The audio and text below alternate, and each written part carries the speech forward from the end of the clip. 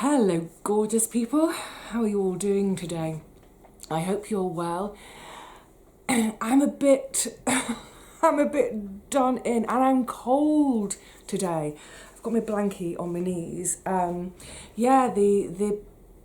We seem to have gone a little bit cold again. Rubbish night's sleep last night. I couldn't get the right temperature balance. So annoying. About 4 o'clock this morning, I got out of bed and put a full suit of thermals on and thick woolly socks. Got back to bed. Half an hour later, that wasn't enough, so I put on this little wool cardi. It's quite fine knit. No. Half an hour later, got up, put another blanket on the bed. Oh my goodness! And then, I don't know, 2 hours later, I was too hot to take the blanket off. I am done with winter now. Properly done. I think we probably all are, aren't we? I mean, it gets to this time each year. Where are we? Right at the end of February. I think in any year, by the end of February, I'm done with winter. I am not a winter girl. I'm a summer girl. Get rid of winter! But this year more so than ever, because we're all, in our homes with no heating on, or very minimal heating. I've just, excuse me, I actually think I'm brewing a bit of a cold. I'm not sure. I'm okay. Just that slight feeling, when your edge is off, when getting up takes a little bit extra effort. By mid-afternoon, one is gagging for a siesta. And I think it's probably because last week I took loads of buses and they were all packed. And I'm sure, I'm sure it was a soup of germs inside any one of those buses. This winter, I've just had my most recent bill again, and I'm managing to keep it. I can't remember off the top of my head how much it was, sorry. I did make a note. I'm kind of keeping quite strict notes about it at the moment, trying to work out what I can and can't afford. Can I put the heating on a little bit longer? So I've been doing 1 hour a day. I've mentioned that before, but yeah, 1 hour a day in the morning, because when I get up, I struggle to get up anyway. I struggle to, embrace the day. So yeah, definitely an hour of heat in the morning. And then by the evening, when it's getting cold, I'm generally on the sofa doing work on my lap, or I might still be on the computer. But then I just go whoop with the quilt, and that's been, it's been perfectly adequate enough. And you know what? I've got through this winter. The thermals were a massive help. Again, I've mentioned that before. So yeah, I've got through the winter without my bills going mental.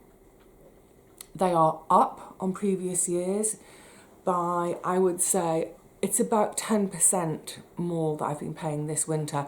But when you consider, in a way I've actually been paying less because we've had that government subsidy of 65 quid a month, but that ends, I think March is the last payment we get. But yeah, so the bills have gone up a bit, but manageable. It's, another sort of 10, 20 quid a month than what I'm used to. So that's great, but the cost for that has been the fact that the flat has been cold all winter. There have been a couple of days when it's been really bright and sunny. We have been having some sunny days, and it's going to be a sunny day today. Can you tell by the light in the room? It's coming around. It's the morning at the moment. But yeah, there have been some sunny days, and that, that does warm the flat a bit. But as soon as the sun goes in, as soon as it's, dusk, nighttime, freezing cold again. So yeah, I think we're all probably by now fed up.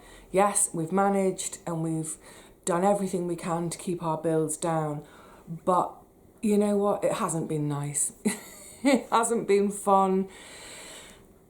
And, you know, I have no idea where we'll be next winter, but at least what I've experienced this winter, I know that next year, if we're in a similar situation, I will manage.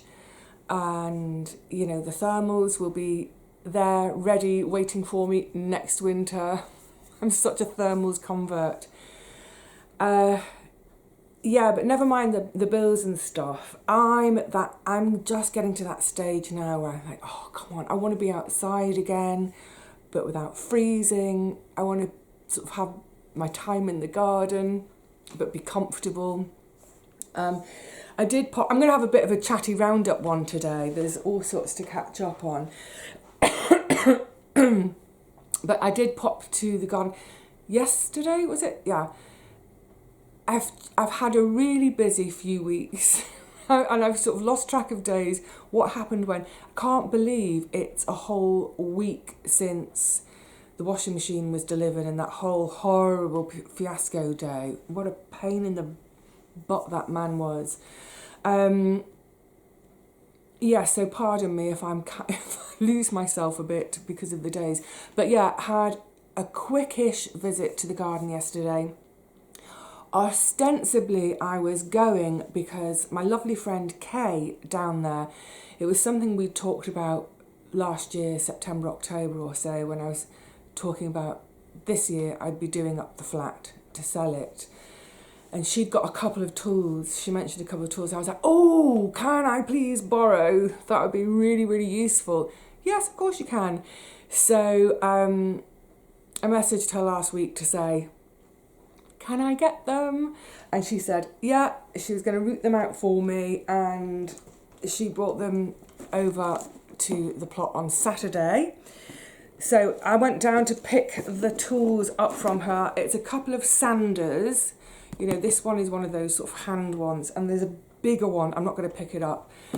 These sanders are fantastic. So now that I've got them as well, I can check out the size and what I need, because I'm planning one day this week, don't know which day it's going to be, but I'm planning a trip to our sort of like home DIY centres. It's a big one, it's a bus ride away, but I've been making a shopping list.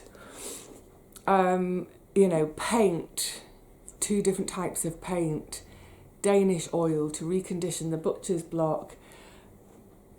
And every now and again I think, oh, so I add something else. So I will also add the sanding discs, as it were. This will be great for, do you know what? I could go straight back to sleep right now. I'm so pooped. But this will be fab for reconditioning the butcher's block.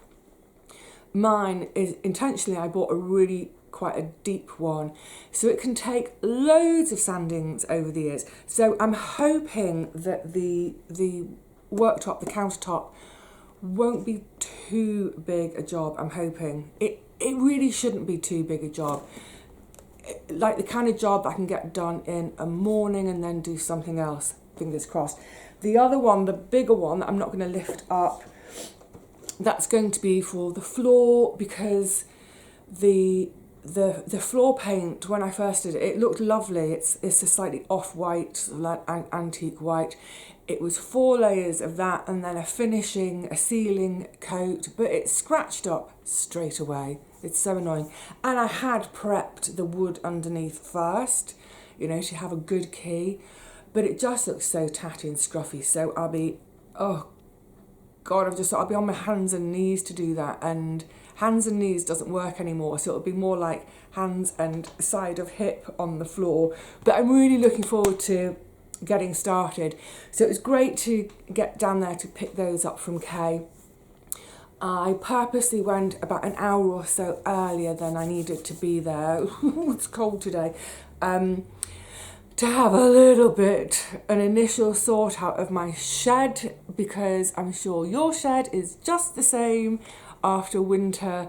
It tends to be, well, for me anyway, I do a session in the garden, and I'm talking, this is going back to sort of November as well, and whilst working keeps you nice and warm, get on with things, but the minute you stop working, But the minute I stop working, I start to feel the cold, I start to feel it in all my joints. I just want out of there. So what tends to happen is, just chuck it in the shed. Quick, close the door, lock it against just piles and piles of stuff. And for example, where I had over the summer and autumn, mainly the autumn, been bringing pots and bits home to wash, and then they go back and they're just kind of higgledy-piggledy mess. So I started to have a bit of a sort of the shed, and I'm really glad, because for me, I think I'm just one of those people that if I'm looking at mess, it sort of messes in my head, you know, like messy home, messy mind. Is that the phrase? I don't know. But yeah, I don't do well with mess. It's partly my OCD and my straight lines and all that, but it's sort of like it blocks me somehow. So it's really good. One of the things was my big Environ mesh nets, which folk are always asking me what size they are. It's the ones that I put over the big blue plastic hooping stuff in the garden. So having them off yesterday, I could see I think they're 5 metres by 2 metres. So they're quite big and unwieldy. And I think it was towards the end of November, I'd taken them off the brassicas when all danger of cabbage white butterflies has gone. But they were really wet. So they were kind of just puffed up in this big poof of Enviromesh in the shed to sort of dry. I didn't want to put them away wet. So yesterday was the perfect day to drag them out of the shed, spread them out on the grass, get them as flat as possible, and then, because I was doing it on my own, doing it with a second pair of hands is much easier, but then I could fold it in half, so instead of 2 metres it's 1 metre, but it's because it's so long, run up to the other end, fold that over, and then walk back and gradually get it smaller and smaller. So then it stores really well. So that was great. Did one. With the second one, it did the same, but it was still on the grass, hadn't actually taken it back into the shed. And then the lovely Gary came over for a chat, and he's given me something which I'll show you in a second. So we were chatting away and just having a catch up, and I saw him out of the corner of my eye, that pesky Rusty sprayed my nets. He's in spraying mode at the moment. I guess it's a seasonal thing, isn't it? He's a tomcat, territory goes, he's marking everything, but it stinks. Actually, once upon a time, someone told me of a sort of a natural remedy, as it were, to use against that smell. What is it? It's probably vinegar, isn't it? It's always either vinegar or bicarb. But that smell of cat spray, it just really, I hate it. So instead of putting it away, it's sat outside the shed at the moment just to try and air it before I put it away. Yuck, yuck, yuck. When I was putting the other one away, the non-sprayed one, I've got mice in the shed again. I haven't had mice in the shed for a long time. But as I opened up that storage underneath my daybed, I could see it. My fleece shredded like confetti. What a lovely nest for the mice over winter. But not only that, as I started clearing up in the shed, I can just see mouse poo everywhere. Indiscriminate. And where you can see poo, you can guarantee there's wee as well. So I get rid of them in the flat. Absolutely no sign of them anymore in the flat, thank goodness. But now I've got them in the shed. So there's nothing they can damage now. The fleece that they've damaged. But in terms of everything else, obviously my seeds are all either in metal tins or glass jars. My bird seed is in metal tins. They can't do and destroy anything else. I just hate the thought of the poo and the wee on the potting bench. So I'm going to have a rummage under the sink. I'm going to get some hydrogen peroxide and some rags. Next time I go to the garden, I'm going to scrub the shed.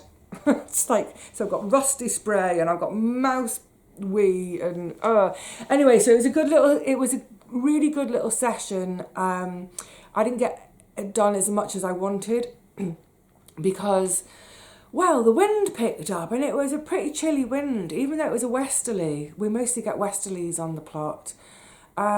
It was chilly, and later when I met up with Kay for the handover of the tools, a few of us had gathered on the path to chat, but we were all going, oh, this wind, oh. So having had the chat with Gary and then met up with Kay and a bit of, I thought, you know what, I'm going to go home because it was getting really quite dark as well. And meters away from my front door, the heavens opened, so I got a little bit wet. But yeah, I came in and decided I'm going to have a bath. I'm going to have a bath right now, which seems like such a luxury in the middle of the day, doesn't it? I mean, it would have been bath night tonight, so I've only done it one day early. That's all part of that money saving, you know, on the bill. But yeah, it was lovely to, excuse me, it was lovely to spend a little bit of time down there, excuse me, in tidying up a bit. There were some bits in the shed that are now into the cold frame, and of course, those little trips backwards and forwards, looking at the garden, really kind of having that clocking of what jobs need doing, what are the priorities. It's not too bad. I do apologise. So I'm hoping from next week to start having my plot visits be a bit more regular, at least once a week, preferably twice a week. But it's just, I mean, look, it's a massive balancing act at the moment because normally, in normal life, it's a balancing act of the garden, videos, sewing, the shop, and then my normal life. So you add into that mix trying to get the flat sorted and, you know, house hunting. There's a lot on. I've got a lot on. A woman messaged me about, so I can't remember, was it Jennifer? Was it you, Jennifer? Yeah, she was asking me about a commission. She wanted me to sew something for her, and I just said, no way. There's no way. I mean, I've barely got time to eat and sleep at the moment. I am not taking any sewing commissions at the moment. Really sorry, but there's no way. I can barely fit life in as it is. So yeah, it might also, just on that subject, I meant to mention this, videos may be erratic in the next few months. I don't know, they may be, just purely because of trying to fit everything in. But that's okay. We'll see what we can do. We'll do what we can do when we can do it. Anyway, so the book that Gary brought over, get rid of that sticker, English Pastoral by James Rebanks. I've got this in the shop at the moment. I'll probably put this in there as well when I've finished it. He doesn't want it back. This is about his life in the Lake District. There's a couple. There's another one, Shepherd's something. What's it called? The Shepherd's Life. Oh yeah, that was his debut book, The Shepherd's Life. Won all sorts of prizes. I've been wanting to read him for ages. So when Gary mentioned it, I was like, yay, thank you so much. And of course I gave him the John Lewis Stemple Cockshot Wood that Sandra had given to me. So I've given that to him and I've said, I don't need it back, please pass it on to a friend when you've read it. So I love all these books are all going about the place. So I'm really looking forward to tucking into that. I think it's going to be really lovely. And I kind of need something lovely after the recent run of books I'll tell you about in a second. So yay, thank you Kay for the Sanders. Thank you Gary for the book. Also, I've had a little bit of post this week. Oh, I'm so pleased, I'm so relieved. Also, just to say, because I've really pushed it this week. I've had a big push to get on with the lavender bags. So you saw in that washing machine catch-up, you know, fabric all over the bed. That was for the backs. So all the fronts I'd made. The fronts are all patchworked. They're all usually four different fabrics, at least two contrasting fabrics, and then the backs are plain. So all the backs cut, and it took me so much longer. In that video, I think I said the pressing and the cutting, oh, it's probably take 3 hours. I must be mad. It took me 5 hours in the end. And yes, I have a rotary cutter, but I don't have a mould, not a mould. Oh, I haven't got words these days. A template, you know. I don't have a solid template, so each one has to be measured and cut. I should ask a metal worker to make me an 18 by 18 centimetre metal form, as it were. So, yeah, they all got cut, and then they're all pinned, and then they all got sewn, and I finished sewing on, when was it? I think I finished sewing on Friday night at 10:30. And the plan was to also get them pressed that night, because obviously once they're sewn, I turn them all the right way, turn them back in, and they all need post. They're all turned the right way. Now it's time to press them. It was 10:30. I was done. Honestly, I love it though. I was going to say it's been such a busy time, and it's such a chaotic time. You know, 1 minute I'm doing one thing, next it's something totally different. But I kind of love it, you know. It's never boring. Well, it's not for me. Am I boring you today? Sorry if I am. So, yes, I don't know how I got onto that subject, but they're all pressed. So when I came back from the plot, I had my lovely hot bath, got on with all the pressing. And that was like a couple of hours of effort. The next step is they need to be filled, and I might film like I did last year, because that ended up being a really lovely session together. I was filling all the bags and chatting. That was nice. And then over the coming week, every evening, that will be my nighttime sit-down job, will be to hand sew them all. I don't know how I got into that. What was that with Oh, doesn't matter. Doesn't matter. Take me as you find me at the moment. So, post, that was it. I knew there was a reason. So I've had some posts, but it reminded me, because it's international. Sometime at the end of January, I think it was, the Royal Mail, our Royal Mail here in the UK, the post office, excuse me.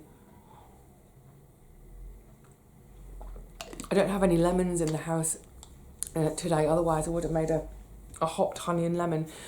Yeah, the Royal Mail had some kind of cyber attack, and all international posting was stopped. Stopped completely, couldn't send anything anywhere. And then about 2 weeks ago, apparently there are still issues, but 2 weeks ago, they were able to reintroduce international postage, but only for letters, documents. So you can do any post that contained something other than, you know, a letter, paper. So no gifts, and for people like me, although me on a really small scale, but goods, can't send goods. So I did have a couple of shop orders in that time, which I just had to cancel and refund, because I can't send the item abroad. And I know that for some businesses that has been has had a massive impact on them, a negative impact. For me, like I said, it's not too much of an issue, because I would say probably 98% of my business is in the UK, so that was fine. But I was thinking about the lavender bags, because in previous years, quite a few of them have gone overseas. Maybe out of all of them, maybe about 20% have ended up going overseas. So, and I was thinking, well, how am I going to do it? Because if I do a notice to say, please note, no overseas purchases, people miss that, they don't see it, so they still do an order. So then I would have to cancel their order and refund them. But then I pay for that. I have to pay to refund. And so any refund that I make, sometimes it's, even if it's just a little bit of postage that's been overpaid, I pay to do that. Then the only other option would have been, in the back end of my website, would be to delete all international postage. I really didn't want to do that, because it's such a convoluted setup. Folk often ask me about how easy is it to do that shop online using the plugin. The plugin I use is WooCommerce, and for the most part it is easy. It's very easy, but the setup takes time. And with the postage, there are so many different parts of the world, so they're all different postal rates. So if you go to the post office and get one of their booklets about cost, you'll see it's all different. The world is zoned, and I think there's 4 zones in total. So you have to hand fill in which countries you want within each zone. So you can't just say Europe. I have to list every single country. And then you have to have there's a minimum weight. And where do you start? Do you start at 250 grams or 500 grams? And then it has to go up in increments, so that if it's a kilo parcel, it doesn't get charged at 250. You have to keep adding increments in, which tally with what the Royal Mail charged. Anyway, I won't go on one. It is convoluted. So I really didn't want to have to delete all of that setup. I did look to see if I can put it on pause. There's no pause for that bit. I would have just had to delete it, which would mean if for instance, if an American tried to order a lavender bag, it just wouldn't have let them. But then I would have been getting messages from people saying, I've tried to order and it's not letting me order. Anyway, the whole thing was just feeling like a faff. And I knew I was getting closer and closer to getting the lavender bags ready to go on sale. And I really need to sell them, quite frankly, having paid for the new washing machine.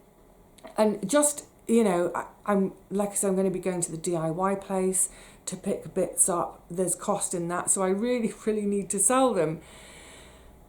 Anyway, long story short, we have international mail again. Yay! So it's literally, it happened on, I think it was Friday. I went online to check. I've been checking every day. I went online to check, and international mail is now reinstated. Thank goodness. Oh my goody Gertie. Right. Anyway, it does feel like it just feels like a really bonkers time at the moment. So I've had mail. This came from Susan. So lovely. She's made me a couple of bookmarks, and I love this little one. It's I've got it upside down, sorry. It's the Gilbert Hyatt quote. Do you remember? Have I gone a bit? Oh, sorry. Come on, light, come in. It's the Gilbert Hyatt quote that, do you remember, I had it on my pinboard and it was really brown and wrinkled and old and chipping and falling away, so I put it in one of my little sketchbooks. But it's the one about books aren't just lifeless lumps on the shelf. They are alive. They are minds alive on the shelves. It's that quote about by taking a book down and opening it, we call into range voices far distant in time and space, and hear them speak to us, mind to mind, heart to heart. I just adore it. So that's so lovely, Susan, thank you. But also, isn't this cute? Let me get it close so you can see the colours in it. Little macrame one. But do you know what it reminded me of straight away? I wonder if I'll be able to demonstrate by doing that. It reminded me of a friendship bracelet. I was thinking, oh, can I convert it into a friendship bracelet? Because that's cute as pie, isn't it? That's adorable. Susan, thank you so much. Thank you, A, for the practicality of the bookmarks. Thank you for putting that lovely, lovely quote on one of them, because it really is a favourite, all-time favourite quote of mine. But thank you with this one for whooshing me back in time to when I was 14 or 15 at school, making friendship bracelets and giving them out. Oh my goodness, at one point, I think I used to have them on my ankles as well. I must have had about 20 all bunched up on my arm. And because you don't take them off, you kind of wash with them on, and they get faded and tatty. But when I eventually cut them all off, I kept them. I'm not massively sentimental and keep loads of stuff, but it's over there somewhere. I won't go and try and fish them out now. I've got a little box with all my old friendship bracelets in from, they must have gone from about 1983 through till about 88 or so. 83, 93, 2003, 2038, 40, oh my goodness, 40 years ago. Oh, sweet. Thank you for that lovely memory, Susan. Now, moving on, all big plans. I got lovely, it came as 2 letters from Pat. Pat, you're an absolute darling, thank you. Pat's in Canada. She sent me, it's actually, chocolate, thank you. Wrapped in a bit of fabric, and yes, I will certainly use this. I love that kind of almost, it's almost peach with the pink. It's actually a sort of a fawny brown, but it almost looks peach. I know what I'm going to do with that. Thank you, lovely. I just loved reading your letters. And there's one bit in particular which made me smile. I don't think Pat will mind me sharing this, but talking about sort of heading into retirement and all the things we want to do when we retire. I'm still 12 years, they keep moving the goalposts, but I'm still 12 years away from retirement. But you know what, I can't wait because I genuinely love my life and love everything I do. But honestly, there are some days that I think I could do with a day off, just a day off from it all. But of course, at the moment, there's always that pressure. There is still pressure in to create an income. Excuse me. Because, you know, there are bills to pay, what have you. Of course there are. I don't live off-grid in the wilderness with my own well for water and solar panels for my energy, what have you. So yeah, there are some days. Today's one of them. I'm really beat. I feel a bit beat today. That I think, just have the day off. So what I mean about all these things I do, whether it's making videos or sewing or growing my own food, I genuinely love all of them. But there are some days when I do them, one or the other of them, where I could really do without doing them that day. And the thought of, in retirement, being able to say, well, you know what, I don't need to because I'll have a pension coming in. And I was thinking about this the other day because, excuse me, a woman, I think from the States, in comments, yeah, I think you were from the States, weren't you, was asking about British pension, the state pension, and she's talking about how much you get in the US. And it's currently, I think it's something like about 185 quid a week. I wrote this down the other day and I've lost it now. Because obviously a month is slightly more than 4 weeks. It works out, it's about £800 a month, the state pension. So the state pension is actually a bit more than I earn. So the idea, you know, when I've retired, that I can have a whole day, you know, I don't need to do anything and I'll still have more money coming in than I've got now, is just, I love it. And I think, I mean, it's interesting now, I'm starting to think about it a bit more. I mean, I don't see myself making videos in 12 years' time. Goodness knows, I think everyone will be utterly sick of me by then. But I would certainly hope that I'm growing my own food, doing some sort of gardening, sewing. I certainly imagine myself doing that after retirement. But other things like painting, I haven't done any painting for a long time. My degree was in, I did a combination degree of fine art and theatre, so, you know, to have time to paint would be marvellous. Which brings me back to Pat's letter, because she was talking about, you know, looking forward and thinking about all those things, and she's been gathering supplies, and she's even got a room that can be her room for sort of art and painting, and I don't think she mentioned crafting, but certainly for painting. And the bit that made me smile was when she mentioned about all I need to do now is to find the time to actually do it. Oh, Pat, I hear you. I hear you.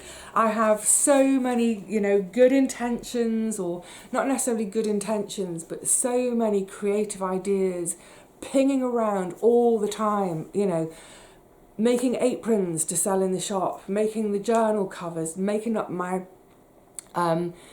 vintage fabrics scrap packs for slow journaling, slow stitching, junk journaling, slow stitching, all that. I do not lack for ideas, I just lack for time. So anyway, Pat, thank you for your lovely, lovely letter. It was absolutely, well, there were two. It was a treat to just curl up on my sofa. It was yesterday after I got back from the garden. I had got cold actually, and then a bit wet on the way home. So after my bath, I was feeling nice and warm and snuggly. I curled up on the sofa and took my time to read them, and it was lovely. And she'd sent a few cards as well, and this one, sort of blank cards for me to use. This is great. This is Anne of Green Gables by David D.J. And if you remember, back in January, I finally got round to reading Anne of Green Gables. Loved it, absolutely loved it. So this card, I know exactly who it's going to. It's going to the person, actually it's funny, Pat has sent this to me from Canada. It's going to go back to Canada, to the friend who encouraged me to read Anne of Green Gables. So Pat, absolutely gorgeous. Thank you, lovely. Thank you, thank you, thank you. I've just looked at the clock. I'm going to run out of time again today. I've always got so much I want to chat about. Something I will be doing. So you remember when I was talking in the budgeting video at the start of the year, I have all my annual bills.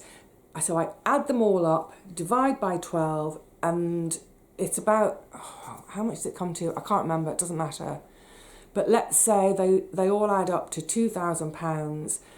That means that then every month I have to put away I can't do maths this morning, sorry, 165-ish quid every month goes away to cover the annual bills. So then when the annual bills come in, because they come in at all different points of the year, then I've got that I've been saving and saving and saving. I draw it down and pay that bill. Done. And I was saying how each year I add another 10% to those because, you know, costs. Some years the bills don't go up. Most years, most of them do. But usually it's within 10%, I'm covering myself. Now, I haven't had yet, it'll be beginning of April, I haven't had this year's council tax bill for the year, nor my water bill for the year. They will go up, they always do. I have, though, and I've put it here because to remind me, I'm going to call them, I've had my insurance bill, so it's the contents insurance, not the building, we do that separately, and all four of us pitch in to do the building insurance. This is just my contents in here, so, you know, insuring against theft or damage, you know, if the roof failed or whatever it is, you know. And it's a bit of a jump, and I thought, I'm going to work this out, the percentage. You see, that's why we do our maths at school. Don't ever poo-poo doing your maths. How can you work out percentages if you don't do your maths at school? My insurance bill has gone up 12.13%. It's gone up over 12%. Why? So, you know, I haven't made a claim. That would justify it going up. So I've done nothing. I've not done anything to make it go up. And I was thinking about the administration of this account. Well, each year it's one email, one letter, and one direct debit adjustment at their end. That's all they do to manage my account. Yeah, so inflation at the moment is running, I believe it's about 10.4, 10.5% at the moment. So this increase is above inflation. So I'm going to get on the blower to them and say, please justify that to me. And I mean, if they've put up their employees' wages, great, but I doubt they've put up their employees' wages by 12%. Yes, everyone's overheads are going up because of the cost of fuel, etc., but 12%? Not sure. So I think one of the reasons I wanted to share that today was to say to any of you, when you get your next bill, work out the percentage increase. And I would say that, you know, anything over a 5% increase, I think is worth questioning. Certainly, if your company is charging you an increase more than 10%, definitely get on the phone to them. I'm hoping that by challenging this, I'm hoping I may be able to renegotiate how... getting cold, sorry. I'm hoping to renegotiate the bill because, yeah, too much. Just on that word of inflation, oh my goodness, it's everywhere, isn't it? I don't want to get doomy gloomy. My ad revenue from YouTube has gone down. I mean, it's always rubbish at this time of year, but it's particularly rubbish. And I feel I'm getting into a situation where I'm going to talk about this a bit more at length, not just my situation, but kind of globally and a change of thinking about how we buy, what we buy. But if this is my income and this is my expenditure, there's a nice gap. My income is up here, my expenditure's down here, and that bit in the middle, that's for me to buy food, clothes, everything else. Well, what's happened is the expenditure has come way up, but my income has come down a bit. So I can cover my bases, I've got it all covered, but there's no spare. And that's annoying. It's another reason for me to get on with the lavender bags. And this year, because I didn't do any last year, I really, really need to make some bunting. I really must generate those little bits of extra income because, like I said, when you've gone from that to suddenly that, you know, it's a bit dodgy. But something I noticed the other day, and I've just looked at the clock again, I think we really, really will have to talk about this another day, otherwise this video is going to be way too long. Do you remember back in the beginning of January, I did that video about tinned soup versus homemade soup? And the idea was to do a bit of a taste comparison, but essentially it was about looking at a cost comparison. If I make my own, how much can I make my soup for compared with a tin from the shop? Now, I did buy probably the most expensive kind of tinned soup you can, in that I bought a tin of Heinz soup. There are cheaper soups available. But anyway, I bought that tin of Heinz. And I'm remembering, I think the receipt said 3rd of January, and I bought it, I'm just looking at my figures here, I bought it for £1.60. Then, about a week later, and it was just before I actually made the video, because I mentioned it in that video, I noticed that all the soup had gone up to £1.70. And I thought, here we go. Anyway, they've put it up now, and I know that I won't be buying it anyway, I'll always make my own. However, 20th of February, I made a note.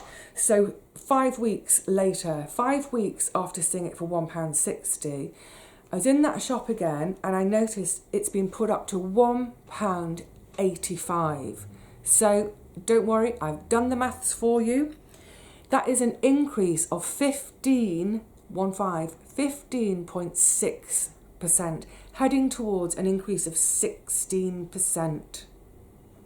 Crazy. Undoubtedly we are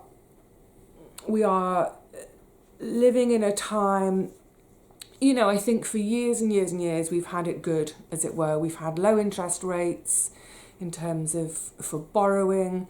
We've had very, very cheap food. This is a big subject. We need to explore it in a different video. I was listening to a broadcast on the radio the other day, just to say, before we finish, and it was all about sort of how much we spend, how much of our wages, in terms of a percentage, how much of our income do we spend on our food. And Britain is in the bottom 3 countries in the whole world on how much we are handing over from our income to pay for food. We do not like spending money on food in this country. We are down there right at the bottom, it was a kind of a weird combination, the UK, the US, and random Singapore. So those 3 countries, those 3 nations, I'm in one of them, pay the least for their food. Now, it's not necessarily that the food is cheaper, although the food is generally cheaper. It's that from our income, we just don't want to spend our money on food, it seems. We want it all cheap and do the bare necessities. So yeah, I think it's definitely a subject I want to explore a bit more. Especially there's subjects that at the moment people are talking about food security again, but yeah, it's too much to talk about today. I'm suddenly feeling really cold, really freezing. The sun's gone in a bit. Can you tell the light's gone cold, hasn't it, in here? So I think that's my cue to wind. I didn't talk about books. I've got a pile of books here. It's always the way, isn't it? I'm going to wind up there for today. I've got plenty else to be getting on with. It's busy, bonkers, slightly chaotic times for me, but it's great. It's all really positive and productive, and I love it when my life's like that. I love it when at the end of the day I can think, yeah, that's another step forward. And it's like I was mentioning this on Facebook, just leaning down to grab Kay's sander again. I was saying that this road that I'm on, this road to a new home, I have no idea how long the road is. No idea. But what I do know is if I can take a couple of steps along that road every single day, I'll get there. So this is another step on the road. Getting the lavender bags finished at some point, that is another step, because some of the money from them I will use for paint and bits and bobs, but also it clears this room of fabric and loveliness before I start bringing the rest of the kitchen into the living room that's going to be one of the next jobs, I think, emptying the kitchen completely. I've got a list. I really, really have to keep looking at my list these days because, yeah, I can't keep track. Anyway, it's all good. It's all good stuff. Whatever you're up to, whatever road that you're going on, I hope each day you can take a couple of steps, at least, or even just one step. If you've got a goal, and maybe it seems impossible at the moment, break it down, and even if it's only once a week, if you're still working full time, maybe Saturday is the only day you can do it, but on Saturday, take a step, and you'll get there in the end. All right, lovelies, I'm freezing, I'm going. I'll see you all again really soon, I hope, and hopefully we'll get some garden time as well and all sorts. I don't know what, I don't know where, I don't know when, but at some point I will see you all again. Until then, please look after yourselves, look after each other, look after yourself. That's what it all boils down to, doesn't it? Keep looking after yourself. Cheerio.